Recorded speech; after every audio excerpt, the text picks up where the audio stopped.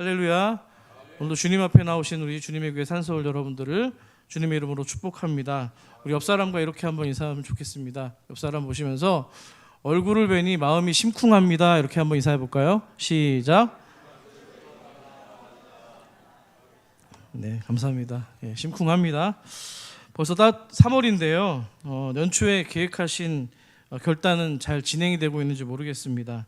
아마 신앙적인 결단도 있으셨을 텐데요. 성경 통독도 그 중에 하나라고 생각이 됩니다. 올해 구역마다 많은 성도님들이 지금 동참해 주시고 잘 진행을 해주고 계신데요. 어느 성도님은 벌써 10독을 넘어서 11독을 하신 분도 계시다고 합니다. 대단하죠? 네, 이럴 줄 알았습니다. 이 정도는 그냥 너끈하게 아무런 대단하게 생각하지 않으시는 성도님들이신데요. 자, 그런데 성경을 읽다 보면은요, 슬슬 읽기가 좀 부담스러워지는, 좀 불편해지는 위기의 구간이 찾아오곤 합니다. 사람마다 좀 다르겠지만 어느 부분이 그럴까요? 저는 발음하기도 어려운 이름들이 나열된 족보가 나올 때 그렇고요. 또 난해한 상징들이 질비한 예언서를 읽을 때도 그렇습니다. 그리고 오늘 우리가 읽은 이 레위기도 그런 책들 가운데 하나입니다. 왜 그럴까요? 현대인들이 잘 이해하지 못하는 구약시대의 복잡하고 어려운 제사법이 낯설기도 하고요. 또 타문화의 이 다양한 율법과 규범들이 거리감을 주기 때문입니다. 하지만 이런 것들이 단지 우리가 레위기를 어려워하는 이유의 전부는 아니라고 생각합니다. 레위기 바로 앞에 있는 구약성경 말씀이 출애굽기에 있는데요. 출애굽기는요, 하나님과 언약을 맺은 이스라엘 백성들이 그들이 이제 우리가 믿어야 될 대상이 누구인가 이것을 확인한 책이었습니다. 그런데 레위기는 그 하나님을 어떻게 섬길 것인가, 어떻게 믿을 것인가, 어떻게 사랑하고 그분과 친밀한 교제를 나눌 것인가, 또 그 사랑을 어떻게 이웃들에게 흘려보낼 것인가에 대해서 하나님의 방법이 계시된 책입니다. 자, 그런데 우리들의 신앙이라는 것이 어떻습니까? 우리는 오직 예수를 믿어서 구원을 받고 그래서 천국에 간다, 그거면 됐지 뭐, 여기에 머물 때가 많다는 겁니다. 그러니까 누구를 믿어서 어떤 결과를 얻느냐에만, 이거에만 생각이 갇혀 있어서요, 어떻게 하나님을 믿을 것인가에 대한 관심은 매우 인색하다는 점입니다. 바로 이 부분이 우리가 레위기를 꺼려하는 근본적인 이유 가운데 하나입니다. 담임 목사님 부재 중인 동안에 저는 이 레위기 말씀을 강해하려고 합니다. 간절히 바라기는 모든 성도님들이 레위기 말씀을 통해서 구원받은 백성들이 하나님을 어떻게 사랑하고 어떻게 믿어야 되는지를, 그 속에서 하나님이 무슨 뜻을 우리에게 가지고 계신지를 삶에 적용하는 은혜가 있기를 소망합니다. 자, 그렇다면 이제 본론으로 들어가서요, 본문 속으로 한번 들어가 보겠습니다. 1절 말씀을 우리 한 목소리로 같이 읽습니다. 시작. 여호와께서 회막에서 모세를 부르시고 그에게 말씀하여 이르시되. 아멘. 회막은요, 하나님이 공식적으로 이스라엘 백성들에게 내가 너희를 만나주겠노라고 정하신 장소입니다. 거룩한 장소라고 해서 또 성막이라고도 하는데요, 성막, 회막 모두가 다 같은 대상입니다. 지금 그곳 가운데서 하나님은 지금 모세를 부르고 계신 겁니다. 1절 말씀을 히브리 원문으로 보면은 직역해서 읽으면 이렇게 됩니다. 그리고 그가 부르셨다, 누구를요? 모세를. 그리고 그가 부르셨다, 모세를. 이렇게 시작합니다. 그 말은 그리고가 들어가 있기 때문에 앞에 상황과 계속 연결이 되고 있다는 겁니다. 그럼 바로 앞에 있는 출애굽기 40장 상황은 어떤 상황일까요? 35절 말씀을 함께 읽습니다. 시작. 모세가 회막에 들어갈 수 없었으니 이는 구름이 회막 위에 덮이고 여호와의 영광이 성막에 충만함이었으며. 아멘. 모세가요, 하나님이 정하신 성막을 완공하고 나서 하나님의 영광으로 또 그분의 임재로 가득한 그 성막에 감히 지금 다가서지 못하고 있는 상황이었습니다. 그랬던 모세를 하나님이 지금 친히 부르고 계시는 장면인데요, 이런 겁니다. 이전에는 접근할 수 없었는데, 그러나 이제는 하나님이 부르셔서 접근할 수 있게 되었다는 겁니다. 할렐루야. 자, 그러니까 본문의 형식이 지금 그리고로 시작한다고 말씀드렸지만 실제로 내용적인 측면에 있어서는 그러나의 의미를 더 담고 있는 겁니다. 하나님께 나아갈 수 없었던 존재가 이제 하나님께 나아갈 수 있는 존재가 되는 것. 이걸 우리가 보통 뭐라고 부르죠? 두 글자로 은혜라고 합니다. 따라해볼까요? 은혜. 예, 바로 레위기는 그렇게 은혜로 시작하는 말씀입니다. 자, 구약성경 레위기는요, 우리가 하나님께 나아갈 때 그분의 어떻게 나아가고 그분의 임재를 어떻게 누리는가에 대해서 크게 두 가지 길을 제시하고 있습니다. 하나는 희생과 헌신의 제사에 대한 부분이고요. 또 다른 하나는 거룩한 삶에 대한 이야기입니다. 다시 말하면 예배에 대한 부분, 거룩한 예배와 그 예배로 살아가는 거룩한 삶에 대한 이야기가 바로 레위기의 핵심입니다.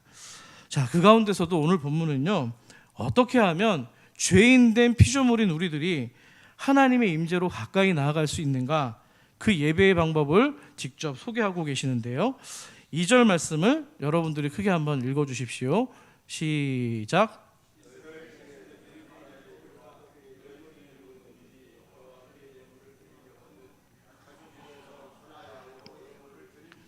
아멘.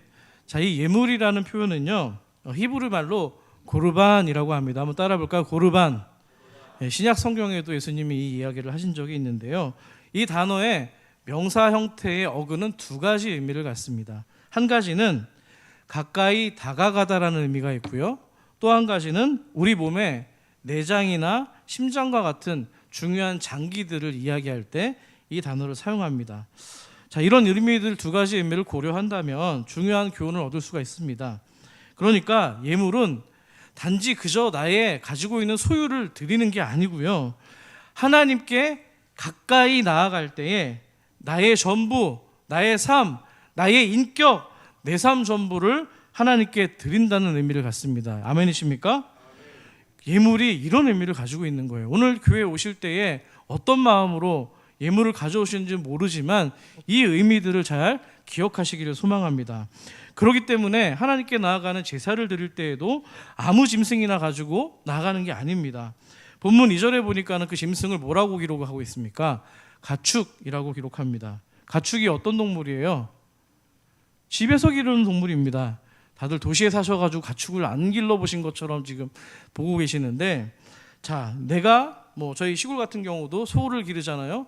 여물을 주고요, 콩을 주고, 때로는 영양제도 주고, 공을 들여서 기른 짐승이 바로 가축입니다. 그러니까 내가 하나님께 나아갈 때, 제물을 드릴 때 내가 귀하게 여기는 것, 내가 사랑하는 것, 이것을 나를 대신해서 하나님께 드리는 것, 그게 바로 오늘 성경이 말하고 있는 고르반, 예물이 가진 정의입니다. 아멘이십니까?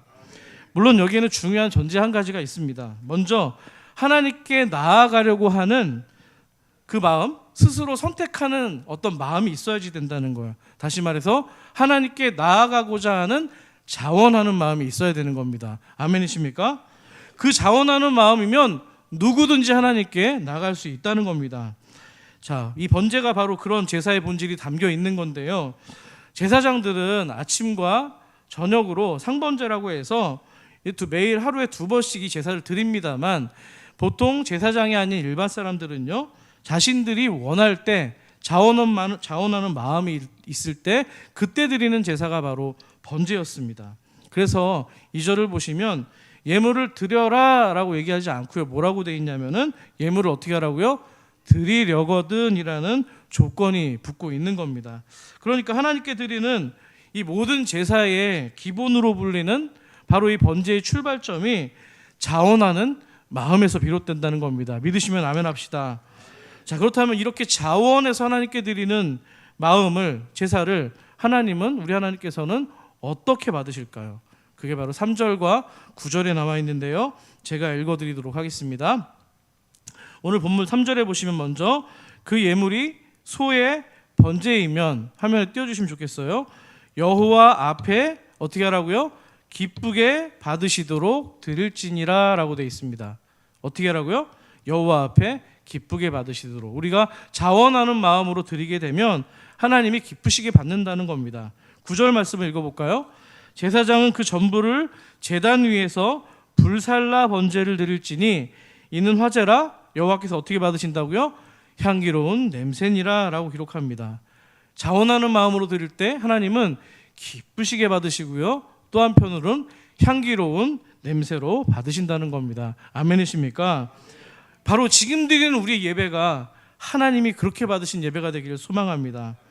자, 우리가 드리는 모든 이 예배에 있어서도 마찬가지인 거죠. 그러니까 억지로 체면 때문에, 무슨 순서를 맡았기 때문에, 아니면 내가 말씀을 전해야 되는 어떤 목사라서 마지못해서 드리는 게 아니고요, 정말 내가 자원하는 마음으로 하나님을 만나고 싶은 강렬한 열망을 가지고, 기쁨을 가지고, 감사를 가지고 드리는 것이 바로 예배라는 겁니다.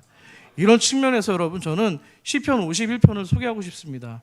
다윗이 하나님께 이렇게 간구합니다. 함께 읽으면 좋겠습니다. 시편 51편 12절 말씀 시작. 주의 구원의 즐거움을 내게 회복시켜 주시고 자원하는 심령을 주사 나를 붙들어 주소서. 아멘. 여러분, 혹시라도 오늘 예배 나오실 때 그냥 아무런 어떤 하나님에 대한 준비가 안 되어 있는 그런 분들이 계시다라면 예배 나오시기 전에 전날 저녁부터 이 말씀을 묵상하시면서 나왔으면 좋겠습니다. 얼마나 귀합니까? 하나님, 내가 망가졌습니다. 하지만 그 하나님과의 첫사랑 구원의 즐거움을 회복시켜 주시고 주님께 나아갈 때 자원하는 심령으로 나아가서 하나님과의 온전한 관계가 회복될 수 있도록 인도해 달라는 다윗의 고백인 겁니다. 같은 고백이 우리 산서울 가운데 있기를 소망합니다. 이제 그렇게 하나님께 자원하는 마음으로 스스로 나아가는 그런 마음의 결정이 세워졌다면 이젠 더더욱 하나님이 말씀하시는 그 말씀에 귀를 기울여야만 됩니다. 왜 그럴까요? 자, 2절에서 누구든지 자원하는 심령으로 하나님께 나아올 수 있다라고는 얘기했지만 하나님은요, 하나님께서 기뻐하시는 정하신 방법과 절차를 통해서만 받으신다라는 겁니다. 아멘이십니까? 우리가 내가 그냥 하나님께 나아가고 싶어요. 그래서 내 마음대로 때로는 지나치게, 어쩔 때는 한참 모자라게 그렇게 내 어떤 상태에 따라서 마음대로 드려지는 게 아니고요, 하나님이 정하신 정확한 절차와 방법을 따라서 겸손하게 그 앞에 나아가라고 하나님이 강조하고 계신 겁니다. 우리가 지금 예배를 드릴 때 어떻게 하나님께 나아가는 거예요? 어린 양 예수 그리스도의 보혈의 은혜를 가지고 나아가는 겁니다. 아멘이십니까? 여러분의 공로와 여러분이 드린 헌신과 여러분이 드린 어떤 재물을 통해서 나가는 게 아니에요. 오직 예수 그리스도의 은혜로 나아가는 거, 그것이 하나님이 정하신 방법인 줄 믿습니다. 자, 그렇게 하나님이 정하신 절차대로 따라가면은요, 오늘 드려지는 이 번제는요, 재물을 모두 다 태워서 드리는 예물이 그 제사입니다. 뭐라고요? 어떻게 한다고요? 재물을 태워서, 그냥 태우는 게 아니라 전부를 태우는 겁니다. 자, 이때 드릴 때요, 동물의 가죽을 제외하고 이 모든 재물의 이 각 부위를 각을 뜨고요, 또 내장을 걸러내고 똥을 치우고 전부를 번제단에 올려놓고 태워서 드리는 겁니다. 자, 그렇다면 이 가죽은 누구한테 남겨지게 될까요? 가죽은 누가 가질까요? 누가 가져갈까요? 제사장이 가져갑니다. 자, 제사장에게 왜 이 가죽을 주는지에 대해서 성경은 뭐 정확히 설명하고 있지는 않지만 합리적인 근거를 가지고 의심을 해본다면 아마도 제사장의 역할이 죄인의 뭐를 가리는 거예요? 하나님 앞으로 나갈 때 죄인의 수치를 가리는 겁니다. 그러니까 하나님과 백성들이 온전하게 관계를 회복할 수 있도록 죄의 수치를 가려주는 역할이 바로 누구였다고요? 제사장이었던 겁니다. 아멘이십니까? 혹시 창세기 말씀 가운데 에덴 동산이 기억나시는지 모르겠습니다. 아담이 범죄했을 때 선악과를 먹었죠. 그리고 하나님의 낯을 피해 도망갑니다. 그때 하나님 부르시고 또 회복을 시켜주는 과정에서 하나님이 아담에게 무엇을 지어 입힙니까? 가죽옷을 지어 입힙니다. 아시죠? 네, 가죽옷을 지어요. 왜 지어 입히는 거예요? 수치를 어떻게 하기 위해서? 가려주기 위해서. 그렇기 때문에 아담은요, 이를테면 에덴이라는 성소에 하나님의 임재가 있는 곳에 제사장 역할을 감당했던 겁니다. 믿으시면 아멘 합시다. 그래서 오늘 번제 가운데서도 가죽은 제사장의 몫이 되는 겁니다. 자, 물론 이제 뭐 여러 학자들은 실용적인 측면에 있어서 물론 가죽을 태우지 않고 남기는 게 가죽을 태울 때 아주 고약한 냄새가 나기도 하고 타면서 좋지 않은 연기들을 또 먼지들을 많이 내기 때문에 뭐 그래서 이렇게 가죽을 남겨놨다라고도 이야기는 하지만 뭐 추측이 그럴 뿐입니다. 어쨌든 재물이 번제는 전부 다 태워져서 소멸되고요. 오직 그 태우면 뭐가 나와요? 연기가 나오죠. 연기만 하나님께로 드리는 제사가 바로 번제인 겁니다. 그래서 번제를 한번 들어보셨을 텐데 히브리 말로 올라라고 합니다. 한번 따라해볼까요? 올라. 하나님께 제물이 흠양되고 올라가듯이 올라간다는 의미가 바로 올라입니다. 우리나라 말이랑 좀 비슷한데요. 자, 그렇다면 이렇게 번제로 제물의 전부를 지금 다 태운다는 게 어떤 의미를 갖고 있는 걸까요? 말 그대로 내가 그 예물을 드리는 예배자로서 나의 전부를 하나님께 드린다는 겁니다. 아멘이십니까? 다시 말하면 하나님께 내가 전적으로 나를 드려 헌신하겠습니다라는 고백이 담겨 있는 거예요.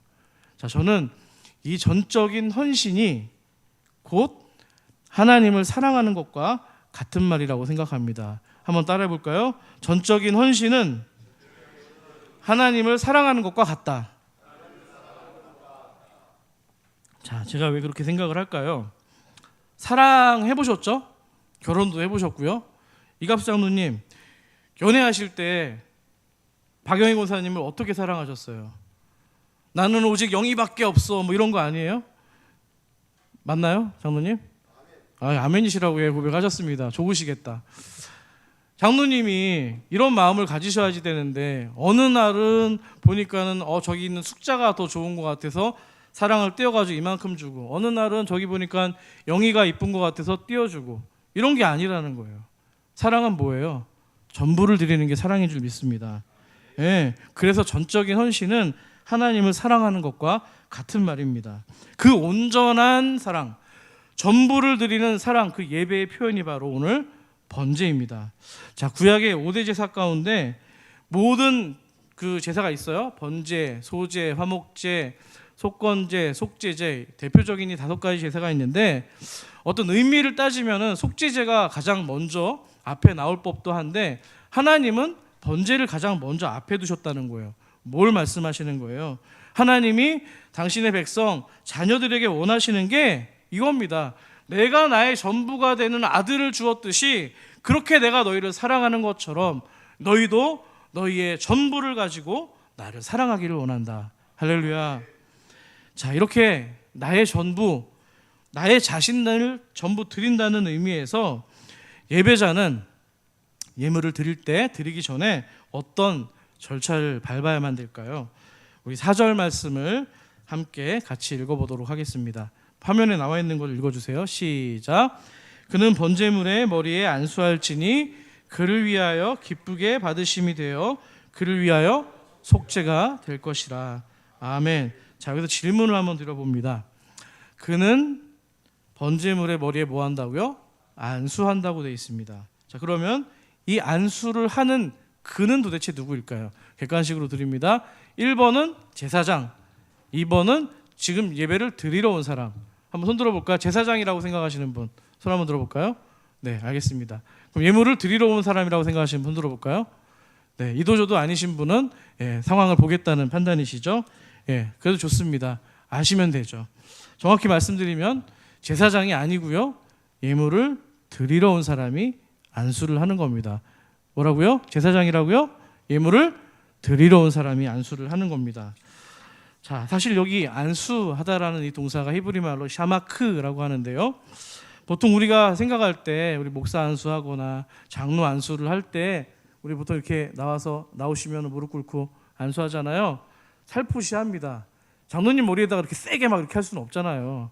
보통 살포시 하는데요. 여기에 나와 있는 샤마크라는 동사는요, 온 힘을 가지고 위에서 큰 압력을 가지고 누르는 게 안수예요. 재물 위에다가 자기 손을 얹을 때 살짝 얹는 게 아니고 자기의 체중을 다 실어서 온 힘을 다해서 내가 가지고 있는 죄, 하나님과 갈아먹고 있던 그 죄를 그 재물된 짐승에게 온전히 감당시킨다라는 의지가 담겨 있는 겁니다. 이것을 우리가 뭐라고 얘기하냐면 죄의 전가라고 합니다. 한번 따라해 볼까요? 죄의 전가.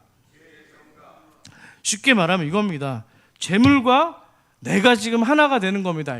재물과 나를 일치시켜서 나를 대신해서 이 재물에게 하나님의 모든 나아갈 때 있는 모든 죄들을 감당시킨다는 의미가 담겨 있는 거예요. 그래서 여러분 구약 성경 창세기 보시면 제가 1부 때는 말씀 안 드렸는데 이런 게 나와요.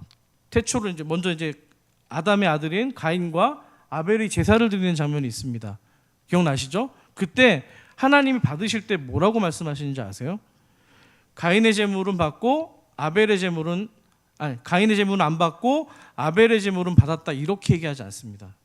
뭐라고 되어 있냐면 하나님은 가인의 제물은 받지 않으셨지만 아벨과 아벨의 제물은 받으셨다고 되어 있어요. 뭘 얘기하는 거예요?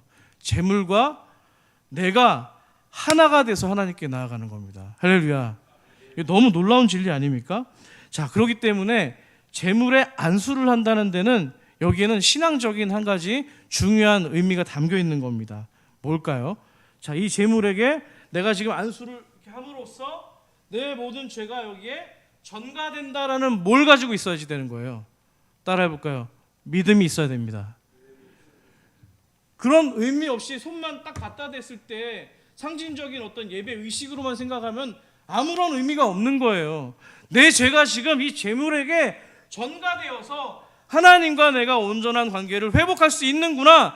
하나님이 정하신 그 방법을 통해 내가 주님께 나아가는구나. 그 믿음이 있어야만 되는 겁니다. 할렐루야. 자, 그래서 이 번제물의 머리에다가 안수를 하고 나면은요, 그 짐승은 어떻게 처리를 해야 될까요? 어떻게 해야 될까요? 죽여버려야 됩니다. 어떻게 한다고요? 도살해야 되는 거예요. 왜요? 재물이 지금 이제 뭐가 된 거예요? 죄 덩어리가 된 거예요. 자, 성경에 나옵니다. 죄의 삭은 뭐라고요? 사망입니다. 죽어야 되는 거예요. 하나님이 이 죄에 대한 것을 결과 처리를 하셔야지 되는 거예요. 그래서 재물의 생명을 받는 겁니다. 죄가 어디로 들어왔기 때문에? 생명으로 들어왔기 때문에. 자, 그래서 본문 5절을 보셔요. 5절을 같이 한번 읽어주실까요? 시작.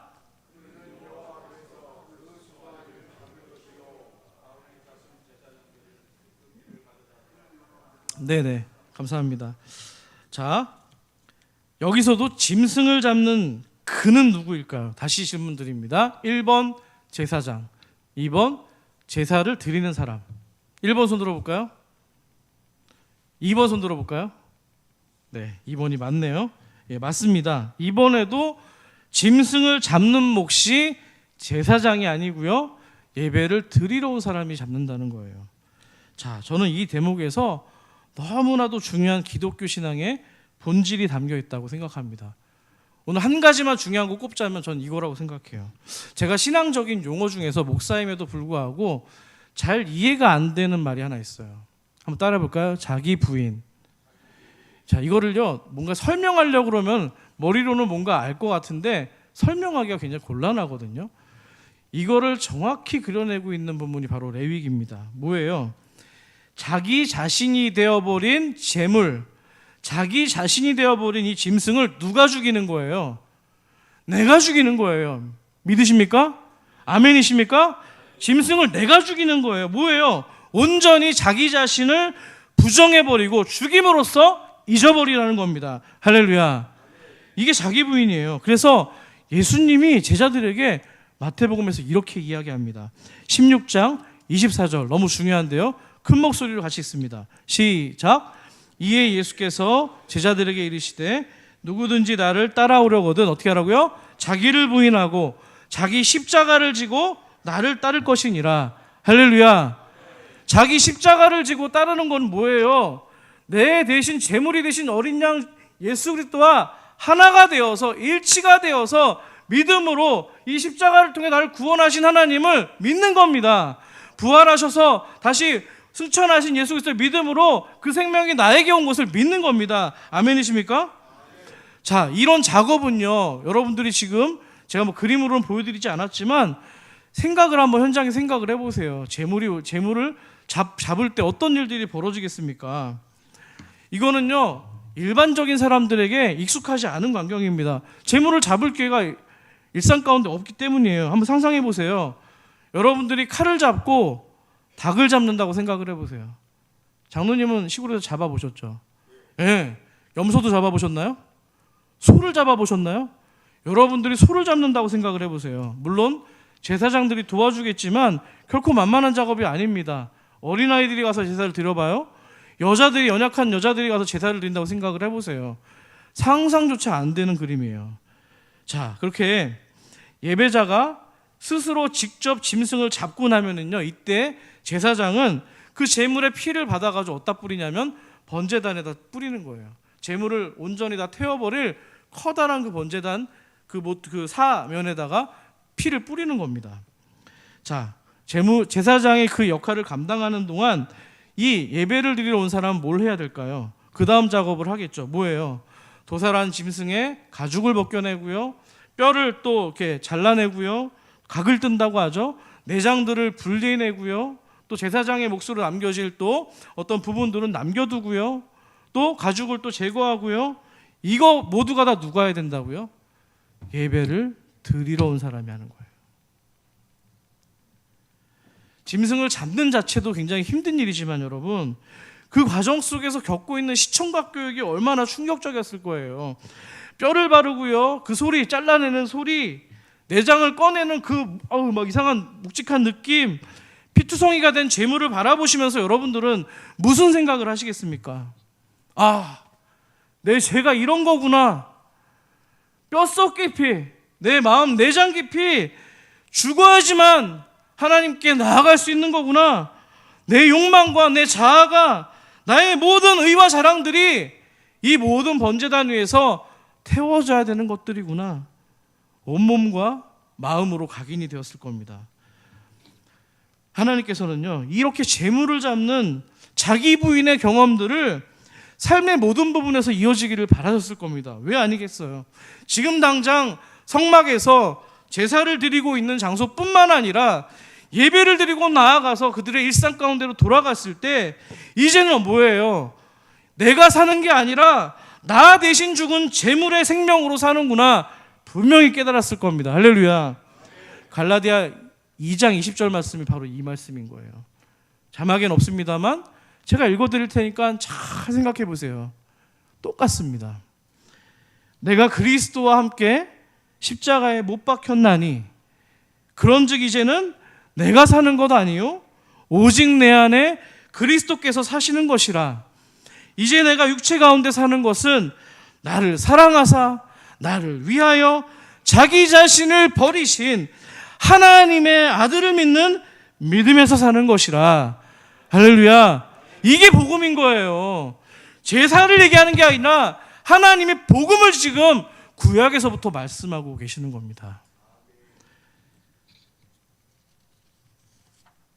자, 그렇게 본다면 여러분, 지금 우리가 이 시간 하나님께 드리는 우리의 예배, 새벽 예배, 금요기도회, 또 구역 예배, 주일학교 어린이 예배 어떻게 생각하십니까? 지나치게 목사나 전도사, 교역자 중심이라고 생각하지 않으십니까?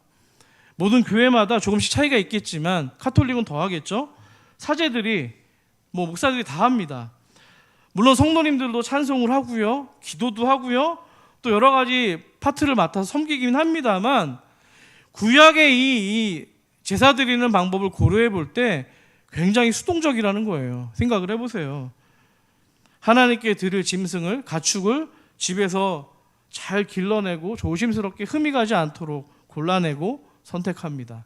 그리고 제사를 드리는 성막까지 아무런 문제가 생기지 않도록 노심초사 정말 전전긍긍하면서 데리고 왔을 겁니다. 그리고 그 제물을 제사장이 있는 앞에서 각을 뜨고 짐승을 잡고 해체 작업을 합니다.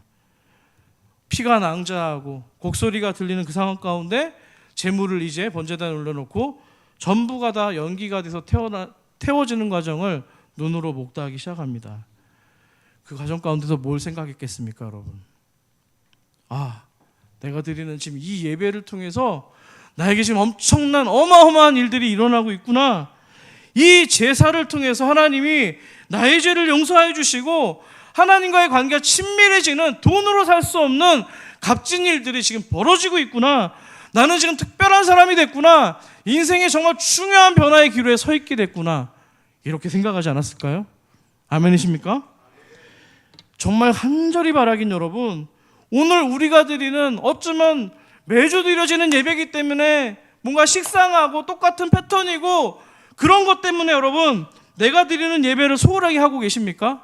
간절히 바라긴 여러분, 오늘 한 번 드리는 이 예배를 통해서도 죽어가던 내 영혼이 살아나고 뭔가 하나님과 막혀있었던 담이 제거되고요, 이웃과의 사이에도 뭔가 불편한 것들이 있었다라면 오전이 예수 그리스도 어린 양 제물 대신 그리스도의 그 은혜와 공로로 말미암아 하나님과 온전히 회복되는 놀라운 역사가 여기저기 생겨나길 축복합니다. 이게 바로 우리의 예배가 돼야 됩니다. 믿으십니까? 우리 얼마나 너무 수동적으로 드리고 있어요. 이 교회를 나오실 때, 주일날 이 예배를 준비하실 때 어떤 마음으로 오셨습니까, 여러분? 이거에 대한 기대가 있으셨습니까? 하나님 만나고 싶으셨습니까? 하나님 정말 좋아서 어쩔 줄 몰라 하는 간절한 심령이, 아이들 같은 마음이 우리들 안에 있었냐는 거예요. 또 한 가지 주목할 부분이 있습니다. 제물로 드려지는 이 제사에 드릴 때 제물로 드려지는 제물의 종류가 다양했다는 겁니다. 소도 가능하고요, 양과 염소, 심지어는 비둘기까지도 가능합니다. 물론 다 수컷이어야만 됩니다. 자, 그렇다면 왜 이렇게 다양한 짐승으로 드리는 여지가 생긴 걸까요? 하나님이 우리를 배려해서 각자의 형편에 맞게끔 하나님께 드리라는 겁니다. 자원하는 제사라고 분명히 말씀드렸습니다. 제물을 선택하는 데 있어서도 너희의 인격을 가지고서 하나님께 인색하지 않게 드려라.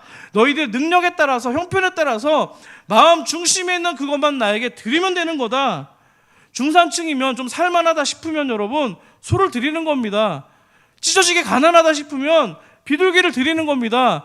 하지만 하나님께서는요, 그거에 차별을 두지 아니하시고 경중을 두지 아니하시고 똑같이 예배드리는 자의 예배를 받으시는 하나님이라는 겁니다. 믿으십니까? 그럴 때 차별 없이 기쁘시고 아까 우리가 읽었던 바와 같이 향기로운 냄새로 우리들의 예배를 받으시는 겁니다. 대신 이 드릴 때 제물에게 흠이 없어야지 되는데요, 어딘가 부러지거나 상처가 났거나 피부병이 있거나 눈이 멀거나 뭐 또 병이 걸렸을 때 그걸 하나님한테 드릴 수는 없는 거예요. 왜 아니겠어요? 여러분이 저에게 선물을 한다고 생각해 보세요. 목사님한테 좋은 거 주려고 할 거 아니에요. 아닌가요? 좋은 거 주실 거 아니에요. 하물며 하나님한테 여러분 드리는 거라는 거예요. 자, 그래서 레위기 22장은 이렇게 강조합니다. 같이 한번 읽어보겠습니다. 22장 20절 시작. 흠입는 것은 무엇이나 너희가 드리지 말 것은 그것이 기쁘게 받지 못할 것임이니라. 아멘.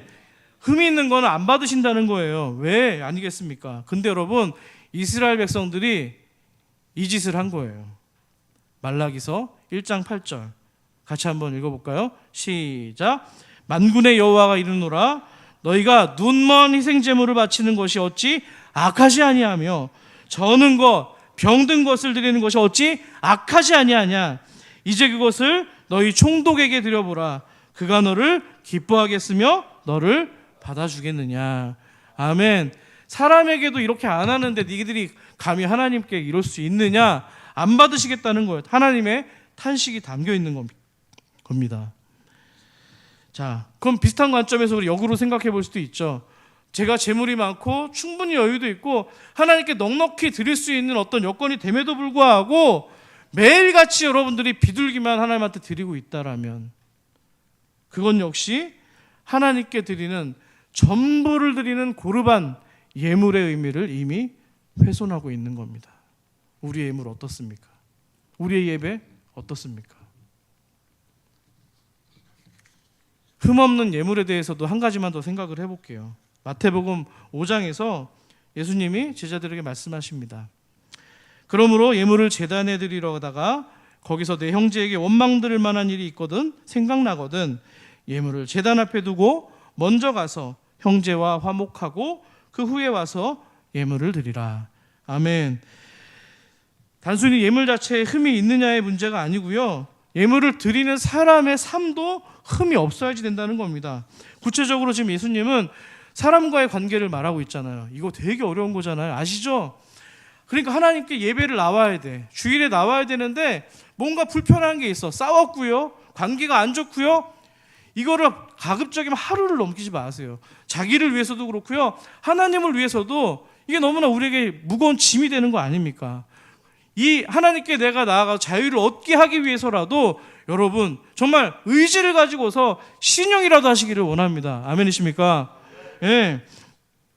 자, 따라서 우리가 예배를 드릴 때는요, 하나님께 또 예물을 준비해서 드릴 때 스스로 돌아보는 과정이 분명히 있어야지 된다는 거예요. 내 삶에 흠이 없는가? 다른 이들과의 관계는 지금 화목하고 있는가? 내가 지금 누군가로부터 원망들을 만한 일을 좀 하지는 않았는지 스스로 돌아보고 또 돌이켜서 하나님 앞에 예물로 예배로 나와야 된다는 겁니다. 그런 모든 산서울의 은혜가 있기를 축복합니다. 말씀을 정리합니다. 하나님께서는요, 오늘 이스라엘 백성들이 하나님께 나아갈 때 첫 번째 방법으로 제사를 소개하는데요, 번제를 말씀드렸습니다. 하나님이 우리와 함께 거하실 때 또 우리에게 원하신 바가 무엇인지, 또 하나님이 우리와 동행하는 삶을 살아갈 때, 또 함께 동거하는 삶을 살아갈 때 가장 중요한 게 뭔지를 번제를 통해서 알려주고 계세요. 번제의 제일 중요한 게 뭐라고요? 우리의 전부를 드리는 줄 믿습니다. 아멘이시죠? 전부로 드리는 예배, 전부로 드리는 삶을 하나님이 받으신다는 거예요. 날마다 힘들지만 말씀 앞에서 나를 죽이는 겁니다. 내 자아를 부인하고요, 나를 죽여서 주님 주시는 생명을 가지고서 하나님께로 나아가는 거예요. 그게 바로 예배입니다. 한 얘기 말하고 마칩니다. 성경에 기록된 가장 유명한 번제가 있습니다. 모두가 아시는 창세기에 나오는 아브라함이 독생자 아들 이삭을 드리려는 장면입니다. 레위기 말씀에 번제가 기록되기 훨씬 전에 기록된 말씀인데요, 아브라함은 이삭을 드리려고 칼을 들어 죽이려는 신용까지 했었죠. 그랬는데 하나님께서는 결국에 당신이 이미 친히 준비하고 계셨던 또 다른 순양을 대신해서 받으셨다는 겁니다. 그제서야 아브라함은 하나님이 어떤 분인 줄 알았다고 돼 있어요. 여호와 이레, 나를 위해 준비하신 하나님, 예비하신 하나님의 은총을 경험하게 됐습니다. 믿으십니까? 사랑하는 우리 산서울 가족 여러분, 아브라함이 자신의 전부였던, 100세가 돼서 낳았던 전부였던 아들을 드리고자 했을 때 하나님께서는요, 매정하게 그 아들을 죽이시거나 그 가정의 삶을 무너뜨리지 않으시고요, 오히려 보존하시고 세세토록 복을 유통하는 복의 가문으로 삼아 주셨다는 겁니다. 간절히 바라긴 여러분, 하나님께 나아갈 때 전부로 나아가시길 축복합니다. 전부로 하나님을 사랑하시기를 원합니다. 그럴 때 아브라함이 누렸던 여호와 이레, 여러분의 삶 가운데서 주님께서 준비하시는 그 은총을 모두가 누리는 그 은혜가 있기를 간절히 소망합니다. 오늘 말씀을 생각하시면서 같이 함께 찬양하도록 하겠습니다. 오늘 본문에 고백이 잘 담겨있는 찬양인데요, 그 사랑이라는 찬양입니다. 아버지가 어떤 사랑을 베푸셨고 우리에게 얼마나 신실한 사랑을 베푸셨는지를 여러분의 마음으로 함께 고백합니다.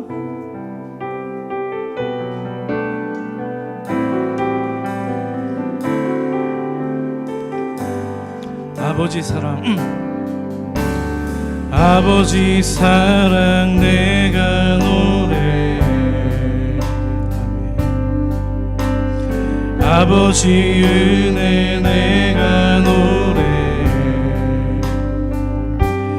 그 사랑 변함없으신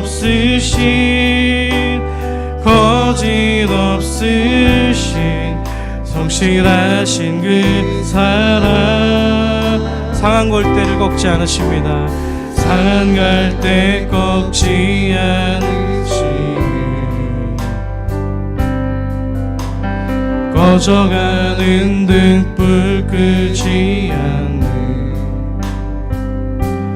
그 사랑 변함없으신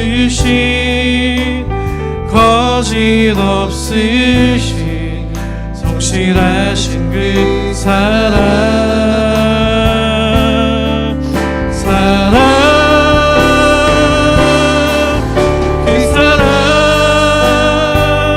날 위해 죽으신, 날 위해 하신 예수 그리스도, 다시 오실 그 사랑, 죽음도 생명도 천사도 하늘의 어떤 권세도 끊을 수 없는 영원한 그 사랑의, 그 사랑을 고백합니다.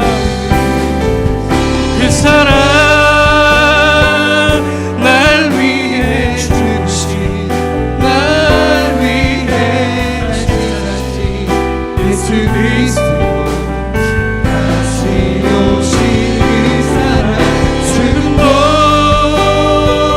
생명도 천사도 하늘의 어떤 권세도 끊을 수 없는 영원한 그 사랑 예수. 이 시간 기도했으면 좋겠습니다. 우리가 도대체 무엇이길래 하나님은 수천 년 전부터 이 독생하신 예수 그리스도를 이 번제를 통해서 예견하심으로 우리에게 살아갈 길, 하나님의 생명으로 자녀가 될 길을 열어주셨습니다. 이 시간 하나님에 대한 우리의 감사의 고백이 있어야 될 줄 믿습니다. 하나님, 나에게 생명 주심을 감사합니다. 하나님께 나아갈 수 있는 예수의 길을 열어주심을 감사합니다라고 우리 이 시간 같이 한번 주님의 이름을 한번 잡고 감사로 나아갑니다. 주여, 주여. 아버지 하나님, 은혜를 감사합니다. 아버지 하나님, 우리 인생이 도대체 무엇이길래 하나님, 오로지 하나님 죄로 하나님 똘똘 뭉쳐있는 우리들의 하나님 삶을 긍휼히 여겨주시고 불쌍히 여겨주시고, 아버지 하나님, 예수님이 오기 수천 년 전부터 하나님 그림자처럼 아버지 하나님 예수 그리스도를 우리에게 밝혀주신 것을 감사드립니다. 아버지 하나님, 나로서는, 나의 힘으로서는 온전히 죄의 하나님 삭스를 극복할 능력도 없고 하나님께 나아갈 수 있는 어떠한 삶의 근거도 없지만 우리 가운데에 살아계신 하나님의 오직 은혜로 말미암아 예수 그리스도를 하나님 번제의 희생양으로 우리에게 삼아주신 것을 감사합니다. 하나님께 나아가는 우리의 하는 예배와 드리는 손길의 예배 가운데에 아버지 하나님, 하나님을 경외하며 사랑하며 존귀하게 여기는 아버지 하나님 이 마음들이 담겨있는 산서울교회 예배가 될 수 있도록, 예물이 될 수 있도록 하나님 은혜를 베풀어 주시옵소서. 존귀하신 아버지 하나님, 우리에게 복음을 주심을 감사합니다. 하나님께 나아갈 수 있는 온전한 생명 예수 그리스도를 우리에게 하나님 보내주심이 감사합니다. 수천 년 전부터 하나님 쓰레기 같은 우리들을 하나님 뭐가 좋으시다고 사랑하셔서 먼저 찾아와 주시고 하나님과 연결될 수 있는 길을 열어주시고 하나님의 자녀라 이끌음을 받을 수 있는 주의 백성으로 삼아주시는 길을 미리 예비하신 것을 감사합니다. 아버지 하나님, 이 마음을 우리가 할 때에 하나님께 드려지는 예배와 예물 가운데에 우리 하나님을 존귀하게 여기는 하나님 그 마음이 사그라들지 않도록 은혜를 베풀어 주시옵소서. 하나님, 교회가 문을 닫고 성도들이 줄어가는 이 시대 현실 가운데서도 하나님은 예배자를 부르시고 찾으시며 하나님 마음으로 하나님 온전하게 전부를 드리는 그 한 사람을 찾는 줄 믿사오니 우리 모두 주님의 교회 산서울 가운데에 그 모든 성도들이 각자 한 사람 한 사람이 예배자가 되어 하나님께 영광을 올려드리고 주님이 기쁘시게 받으시며 흠양하시는 복된 예배를 드리는 모두가 될 수 있도록 인도하여 주시옵소서. 그런 우리에게 모두 그런 은혜가 임하기를 간절히 소망하며 살아계신 주 예수 그리스도의 이름으로 기도드립니다. 아멘. 우리 하나님께 영광의 박수 올리도록